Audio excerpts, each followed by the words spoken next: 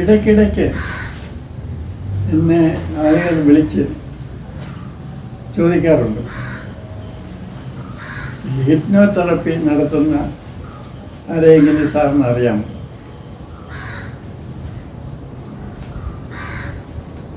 അപ്പോൾ ഞാൻ ചോദിക്കും, എന്താണ് പ്രശ്നം? അപ്പോൾ പറയും, ഒരു ലേഡിയുടെ, ഒരു സ്ത്രീയുടെ ഭർത്താവ് മരിച്ചുപോയി, അവർക്ക് വലിയ പ്രയാസമാണ്. അപ്പോൾ അവർക്കൊരു ഹിപ്നോതെറപ്പിസ്റ്റിനെ കണ്ട് ഈ ഭർത്താവ് മരിച്ച ദുഃഖം മാറ്റണം. അപ്പോൾ ചില പയ്യന്മാർ തന്നെ വന്ന് കണ്ട് ചോദിക്കാറുണ്ട്, എനിക്ക് കോൺഫിഡൻസ് കുറവാണ്, എൻ്റെ ആത്മധൈര്യം വർദ്ധിപ്പിക്കാനായിട്ട് ഒരു ഹിപ്നോട്ടിസ്റ്റിനെ കാണും. ഈ സാറ് ഹിപ്നോട്ടൈസ് ചെയ്യും, എന്നെ ഹിപ്നോട്ടൈസ് ചെയ്ത് എൻ്റെ ആത്മധൈര്യം ഒന്ന് വർദ്ധിപ്പിക്കണം. അപ്പം ഞാൻ പറയാറുണ്ട്, ഇങ്ങനെയുള്ള പ്രശ്നങ്ങൾക്കെല്ലാം ഹിപ്നോസിസ് വലിയ പ്രയോജനമുണ്ടോ എന്ന് എനിക്ക് സംശയമുണ്ട്. വേണമെങ്കിൽ എൻ്റെ പൂർവ്വ വിദ്യാർത്ഥികൾ കൗൺസിലിംഗ് പ്രാക്ടീസ് ചെയ്യുന്ന ആളുകളുണ്ട്, അവർക്ക് റെഫർ ചെയ്യാം. അപ്പോൾ ഇവർ പറയും, എനിക്ക് ഹിപ്നോസിസിലാണ് വിശ്വാസം, ഹിപ്നോസിസ് തന്നെ വേണം. അപ്പോൾ എൻ്റെ കൗൺസിലിംഗ് പ്രാക്ടീസ് ചെയ്യുന്ന പൂർവ്വ വിദ്യാർത്ഥികളിൽ ചിലർ ഇങ്ങനെ ഹിപ്നോസിസ് ആവശ്യപ്പെടുന്നവർക്ക് ചെയ്യാറുണ്ട്. ഞാൻ അവർക്ക് റെഫർ ചെയ്യും. ഈ ഹിപ്നോസിസിനെ പറ്റി ഇത്രയധികം തെറ്റിദ്ധാരണകൾ എങ്ങനെയാണ് ഉണ്ടായത്? ഈ 18-ാം നൂറ്റാണ്ടിൽ മെസ്മർ എന്ന ഒരാളാണ് ഇതിൻ്റെ ഉപജ്ഞാതാവ്. അദ്ദേഹം ആരെയും ഉറക്കിയിരുന്നില്ല. അദ്ദേഹം ചില വിചിത്ര വേഷങ്ങളൊക്കെ ധരിച്ച് ഇങ്ങനെ പാസസ് കാണിക്കുകയുള്ളൂ. ഗ്രൂപ്പായിട്ട് ആളുകളെ ഇരുത്തിയാണ് അദ്ദേഹം ഇത് ചെയ്തിരുന്നത്. അപ്പോൾ ഈ പലരുടെ അസുഖങ്ങൾ മാറി, പലരുടെയും പ്രശ്നങ്ങൾ സ്വയം ഇല്ലാതായി എന്നൊക്കെയാണ് ആളുകൾ അവകാശപ്പെട്ടത്. ഇത് ഏതാണ്ട് 18-ാം നൂറ്റാണ്ടിലാണെന്ന് പറയാം കൂടുതൽ ഭാഗം. 19-ാം നൂറ്റാണ്ടിൽ ബ്രൈഡ് എന്ന് ഉള്ള മറ്റൊരു ഡോക്ടറാണ് ഈ ഒരാളെ ഉറക്കുന്ന ഹിപ്നോസിസ് കൊണ്ടുവന്നത്. പക്ഷേ മെസ്മറാകട്ടെ ബ്രൈഡാകട്ടെ ഇതൊരു സിദ്ധിയായിട്ട് അവകാശപ്പെട്ടിരുന്നില്ല. എല്ലാവർക്കും ചെയ്യാവുന്ന ഒരു കാര്യമായിട്ടാണ് മെസ്മറും ബ്രൈഡുമൊക്കെ ഇത് അവതരിപ്പിച്ചത്. ഈ 19-ാം നൂറ്റാണ്ടിൽ, പ്രത്യേകിച്ച് 19-ാം നൂറ്റാണ്ടിൻ്റെ അവസാന കാലത്ത് ഹിപ്നോസിസ് വളരെ പ്രചരിച്ചു. അതിൻ്റെ കൂടെ ഹിപ്നോസിസിനെ പറ്റിയുള്ള ഗവേഷണങ്ങളും ഒരുപാട് നടത്തപ്പെട്ടു. ഈ നാൻസി സ്കൂൾ എന്ന് പറയുന്ന ഫ്രാൻസിലെ ഒരു സ്ഥലത്താണ് ഏറ്റവും കൂടുതൽ ഗവേഷണം നടത്തപ്പെട്ടത്. ഇപ്പോൾ ബേൺഹെയിം എന്നൊരു ഡോക്ടർ അയാളുടെ ജീവിതകാലം മുഴുവനും ഹിപ്നോസിസിൽ ഗവേഷണം നടത്തി. അവസാനം അയാൾ കണ്ടെത്തിയത് കോൺഷ്യസ് സജഷനാണ് കൂടുതൽ പ്രയോജനം. അതായത് ഈ ഒരാളെ ഉറക്കിയിട്ട് കൊടുക്കുന്ന സംസൂചനങ്ങളെക്കാളും ശക്തിയുള്ളത് ഉറക്കാതെ കൊടുക്കുന്ന സംസൂചനങ്ങൾക്കാണ്. അതായത് ബേൺഹെയിമിൻ്റെ ഒരുപാട് നാളത്തെ പരീക്ഷണ ഫലം കാണിക്കുന്നത് മെസ്മറിൻ്റെ മെത്തേഡാണ് കൂടുതൽ എഫക്റ്റീവ്. അതായത് ഒരാളെ ഉറക്കേണ്ട ആവശ്യമില്ല. ഉറക്കിക്കഴിഞ്ഞാൽ കൊടുക്കുന്ന സംസൂചനങ്ങൾക്ക് വളരെ ചെറിയ എഫക്റ്റേ ഉള്ളൂ. കാരണം അയാൾ പകുതി ഉറക്കത്തില്ല. നേരെ മറിച്ച് ഒരാൾ ഉണർന്നിരിക്കുമ്പോൾ ഒരു സജഷൻ കൊടുക്കുകയാണെങ്കിൽ, അതായത് നിങ്ങളുടെ അസുഖം ഞാൻ മാറ്റുന്നു, എന്നിൽ നിന്നൊരു ശക്തി നിങ്ങളിലേക്ക് പ്രവഹിക്കുന്നു എന്നുള്ള ഒരു സംസൂചനമാണ്, ഒരു സജഷനാണ്. അപ്പോൾ ഉറക്കാതെ കൊടുക്കുന്ന സജഷനാണ് കൂടുതൽ എഫക്റ്റീവ്. പിന്നെ ഫ്രാൻസിൽ വേറൊരു ഫേമസ് ആയിട്ടുള്ള പ്രശസ്തനായ ഹിപ്നോട്ടിസ്റ്റ് ഉണ്ടായിരുന്നു, പിയർ ജാനി എന്നാണ് അയാളുടെ പേര്. അദ്ദേഹം ഡോക്ടറായിരുന്നു. അദ്ദേഹത്തിന് ഒരു ഗവേഷണ ബുദ്ധിയുണ്ടായിരുന്നു. അദ്ദേഹം വളരെ നാൾ ഈ ഹിപ്നോസിസിനെ പറ്റി ഗവേഷണം നടത്തി.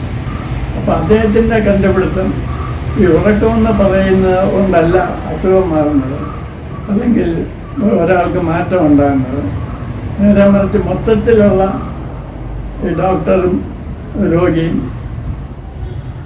അല്ലെങ്കിൽ സൈക്കോളജിസ്റ്റും ക്ലയൻറ്റും തമ്മിലുള്ള ഇൻറ്ററാക്ഷനിൽ കൂടെയാണ്.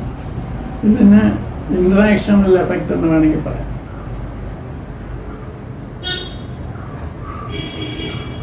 അതായത് ഒരാൾ വരുമ്പോൾ എന്താണ് നിങ്ങൾ വന്നത്, നിങ്ങളുടെ പ്രശ്നം എന്താണ് എന്ന് ചോദിക്കുന്നു. ഇയാൾക്ക് പറയാനുള്ളതെല്ലാം സിമ്പതിയോടെ കേൾക്കുന്നു. അതിനുശേഷമാണ് ഇയാളെ ഹിപ്നോട്ടൈസ് ചെയ്യുന്നതും ഉറക്കുന്നതും സംസൂചനകൾ കൊടുക്കുന്നത്. അപ്പോൾ പിയർഷാനെ കണ്ടെത്തിയത് ഈ ഹിപ്നോ അനാലിസിസ് കൊണ്ട് വലിയ പ്രയോജനമൊന്നുമില്ല. കാരണം ഇയാൾ പകുതി ഉറങ്ങുകയാണ്. ഇയാൾ ഈ ഹിപ്നോട്ടിസ്റ്റ് ചോദിക്കുന്ന ചോദ്യങ്ങളൊന്നും അയാൾ ശരിക്കും കേൾക്കണമെന്ന് തന്നെയില്ല. അയാൾക്ക് കമ്മ്യൂണിക്കേറ്റ് ചെയ്യാൻ ബുദ്ധിമുട്ടാണ്. അതുകൊണ്ട് ഉണർന്നിരിക്കുന്ന അവസ്ഥയിൽ തന്നെ ഇയാളുടെ പ്രശ്നത്തിൻ്റെ അടിവേരുകൾ തേടുന്നതാണ് കൂടുതൽ എഫക്റ്റീവ്. പിന്നെ ഈ രോഗിയും ഡോക്ടറും തമ്മിലുള്ള ആ ബന്ധത്തിന് റാപ്പോ എന്നാണ് പിയർഷാനെ പേര് കൊടുത്തത്. ഈ റാപ്പോയുടെ ക്വാളിറ്റി വളരെ പ്രധാനമാണ്. അപ്പോൾ ഒരു ഡിറ്റാച്ച്ഡ് കൺസേൺ, അതായത് ഈ ഡോക്ടറും രോഗിയും തമ്മിലുള്ള ആ ബന്ധം, അതായത് ഡിറ്റാച്ച്ഡ് ഇൻറ്റൻഷൻ, അതിലാണ് ഈ തെറപ്യൂട്ടിക് കമ്പോണൻ്റ് ഇരിക്കുന്നത്. അപ്പോൾ ഈ സൈക്കിക് ഹീലിംഗ് എന്നൊരു സംഗതിയുണ്ട്. സൈക്കിക് ഹീലിങ്ങിനെ പറ്റി പഠിച്ചിട്ടുള്ള പാരാസൈക്കോളജിസ്റ്റുകളും ഇതേ ഒരു കാര്യം ആണ് കണ്ടെത്തിയിരിക്കുന്നത്. അതായത് നമുക്ക് വ്യക്തിപരമായ ഒരു താല്പര്യം ഇല്ലെങ്കിൽ ഒരു രോഗിയുടെ അസുഖം മാറണമെന്ന് നമ്മൾ ഇൻറ്റൻറ്റ് ചെയ്യുകയാണെങ്കിൽ അതിനൊരു സൈക്കിക് അല്ലെങ്കിൽ പാരാനോർമൽ എഫക്റ്റുണ്ട്. അപ്പോൾ നമുക്ക് ഇപ്പം ചികിത്സിക്കുന്ന ആൾക്ക് കൂടുതൽ പൈസ കിട്ടണം എന്നോ അല്ലെങ്കിൽ ഞാൻ ഹീൽ ചെയ്യുന്നു എന്നൊരു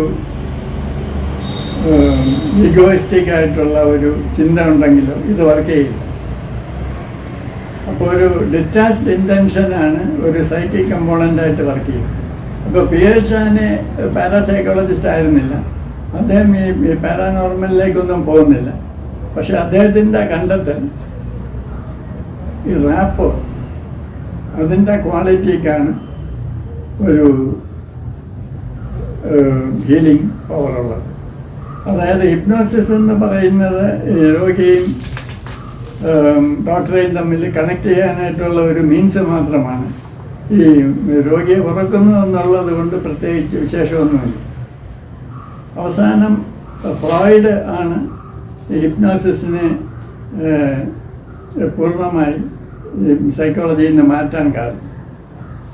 ഫ്രോയിഡിൻ്റെ അനേക ശിഷ്യന്മാരും ചേർന്ന് ഈ psycho analysis, analytical psychology, individual psychology, പിന്നെ നിയോ സൈക്കോ അനാലിസിസ് എന്ന് പറഞ്ഞ് ഒരുപാട് ഡൈനാമിക് സ്കൂൾസ് വന്നു.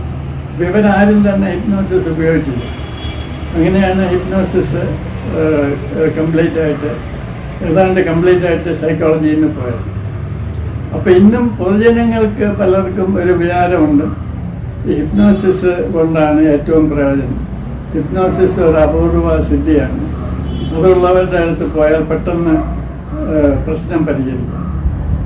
ഇപ്പോൾ ഒരാൾക്ക് കോൺഫിഡൻസ് കുറവായിരിക്കാം, ഒരു ഹിപ്നോട്ടിസ്റ്റിൻ്റെ അടുത്ത് പോയി കഴിഞ്ഞാൽ ഹിപ്നോട്ടൈസ് ചെയ്ത് നിങ്ങളൊരു പുലിയാണ് എന്ന് പറഞ്ഞ ഉടനെ ആൾ അവിടെ നിന്ന് ഇറങ്ങി നേരെ വനത്തിലേക്ക് ഓടി പുലികളുടെ കൂടെ ജീവിക്കും, മരത്തിലൊക്കെ ഓടിക്കയറും എന്നൊക്കെയാണ് പലരും വിശ്വസിക്കുന്നത്. അപ്പോൾ ഈ നമ്മളുടെ വ്യക്തിത്വ പ്രത്യേകതകളെല്ലാം അങ്ങോട്ടും ഇങ്ങോട്ടും ബന്ധപ്പെട്ട് കിടക്കുന്നു. നമ്മുടെ സെൽഫ് കോൺഫിഡൻസ് അല്ലെങ്കിൽ ആത്മവീര്യം, ആത്മവിശ്വാസം എന്ന് പറയുന്നത് ഒരു ഐസൊലേറ്റഡ് ആയിട്ടുള്ള ഒരു സംഗതിയല്ല. വ്യക്തിത്വത്തിൻ്റെ മറ്റെല്ലാ ഘടകങ്ങളുമായിട്ട് ബന്ധപ്പെട്ട് കിടക്കുന്ന ഒന്നാണ്. അപ്പോൾ അത് വെറുതെ ഒരു ഹിപ്നോട്ടിസ്റ്റ് നിങ്ങൾ പുലിയാണെന്ന് പറഞ്ഞുകൊണ്ട് മാത്രം അത് മാറുന്ന ഒന്നല്ല.